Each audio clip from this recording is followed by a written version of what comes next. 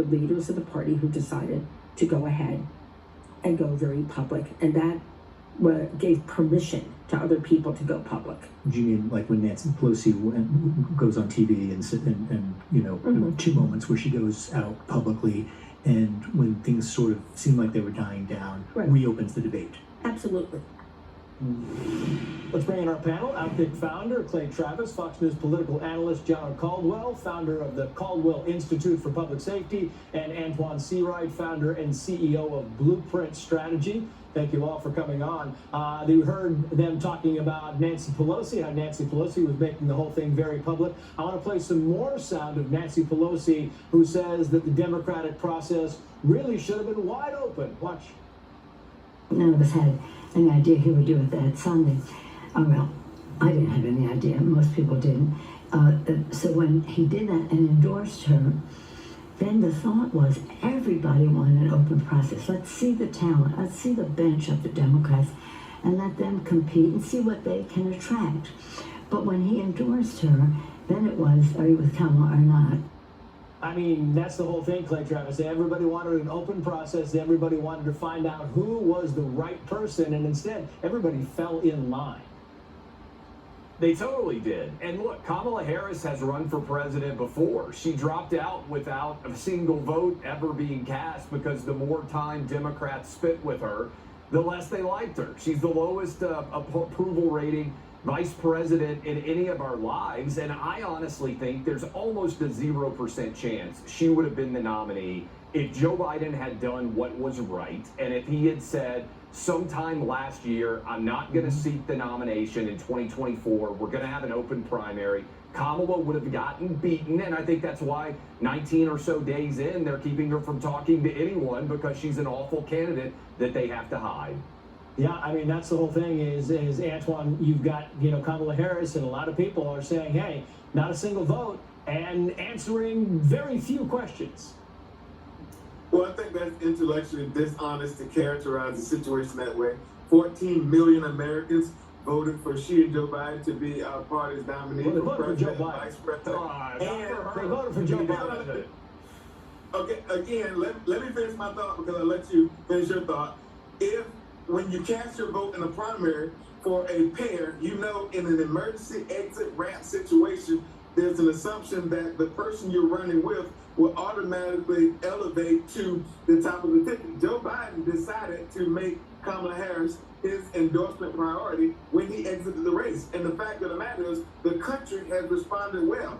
I don't have to remind you all on this panel, $310 million, $30+ million when she announced her running mate. 2/3 of them were first-time donors. $60 million by way of women. $20 million on Zoom. And you see in every battleground poll against Donald Trump and the Republicans, Democrats are starting to break through and have daylight. That's because she is qualified to be our party's nominee. John Caldwell. What's intellectually dishonest is to say that a raising amount of money makes someone qualified to be president. The truth of the matter is, George Soros could put in hundreds of millions of dollars and then choose anybody. Yeah, please give me that time. You know what? As we think about this Kamala Harris, we've not heard any policy proposals from her on what's going to be the greatest considerations from Americans: inflation, immigration, crime, an issue that's extraordinarily important to me after my brother was murdered June 24th, 2 years ago, and I created the Caldwell Institute for Public Safety, CaldwellInstitute.org. What is her plans? What is her position? She chose an anti-black VP candidate, someone who allowed rioters and looters to burn down black businesses in Minnesota, someone who is more illegal immigrant than they are pro-black. I don't understand how Democrats are so excited about this choice that is no choice for black America. And Antoine, for you to be someone sitting on this television right now laughing and smiling at what I'm saying, it's disgraceful. We need people in office who's going to serve the American people, not serve themselves. And that's what happened with Kamala Harris being chosen by oligarchs in the Democratic Party. Gianna, I think it's crazy as hell for you to sit here and act like there's not Republicans and bipartisan support for Kamala Harris. I also think it's intellectually dishonest, again, for you to say she's not talking about politics. You want to know a big difference in the policy agenda between she and Donald Trump? Allowing women to be trusted with their own health care decisions. You want to know a big Yeah. policy difference? And on day one, We're gonna move on. It's a single issue, right? That's exactly right. Antoine, let me just go back to Clay Travis. Clay, you go ahead.